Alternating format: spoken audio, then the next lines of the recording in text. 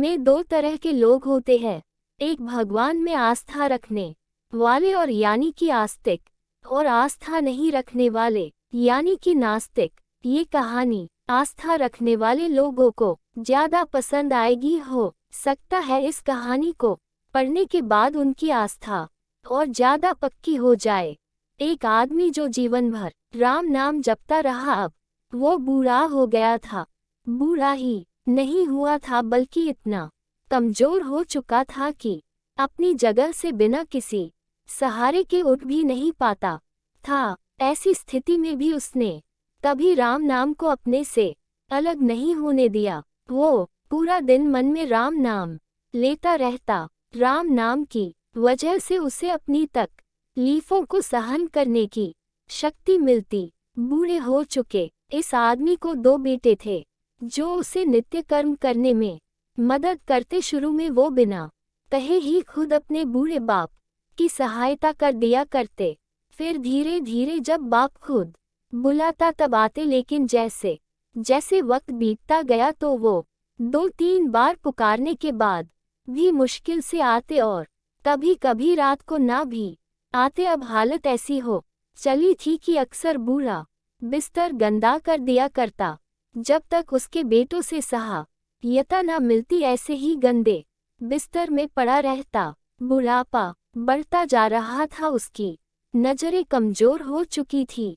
इतनी बदहाली में भी उस आदमी ने राम नाम का साथ नहीं छोड़ा था। एक बार बूढ़े को नित्यक्रम करना था। उसने आवाज लगाए और अगले ही पल किसी ने उसका हाथ बड़ी कोमलता से पकड़ा और उसे नित्य क्रम करवा कर उसके बिस्तर पर लिटा दिया। यह अब रोजाना होने लगा। जब भी बूढ़ा आवाज देता अगले ही पल उसकी मदद करने के लिए कोई आता और उसे उसके सारे काम करा कर वहां से चला जाता।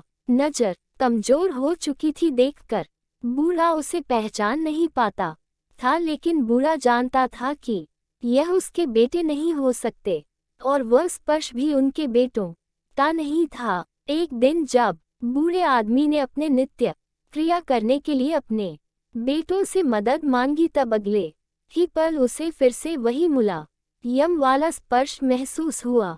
सारा काम खत्म करने के बाद बूढ़े आदमी ने उस व्यक्ति का हाथ पकड़ लिया और उससे पूछा, सच सच बताओ आखिर तुम हो कौन?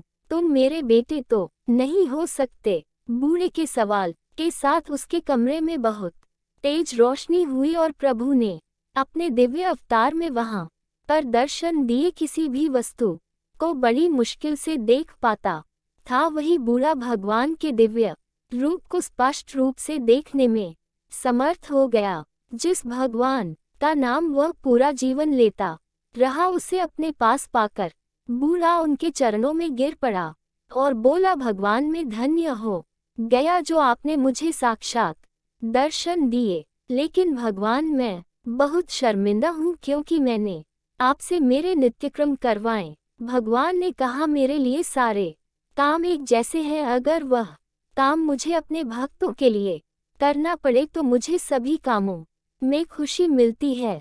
बूढ़े ने हाथ जोड़ते हुए भगवान से कहा, लेकिन भगवान आप ये सब करने के बजाय मुझे मुक्त ही क्यों नहीं कर देते? क्या आपके दर्शन मात्र से मेरी मुक्ति संभव नहीं है? ये सब प्रारब्ध की वजह से है। तुम्हारा प्रारब्ध बहुत कठिन है। अगर मंद होता तो मेरे दर्शन मात्र से तुम मुक्त हो जाते। मैं चाहूँ तो तुम्हें अभी मुक्त कर सकता हूँ, लेकिन फिर अगले जन्म में तुम्हें प्रारब्ध को भोगने के लिए आना पड़ेगा। इसलिए मैं तुम्हें खुद तुम्हारा प्रारब्ध काट कर मुक्त करवाने के लिए सहायता कर रहा हूँ। भगवान ने कहा। इतना बोलकर भगवान वहां से अंतर्धान हो गए। कुछ महीने और काफी तकलीफ भोगने के बाद आखिरकार उस बूढ़े आदमी को मुक्ति मिली।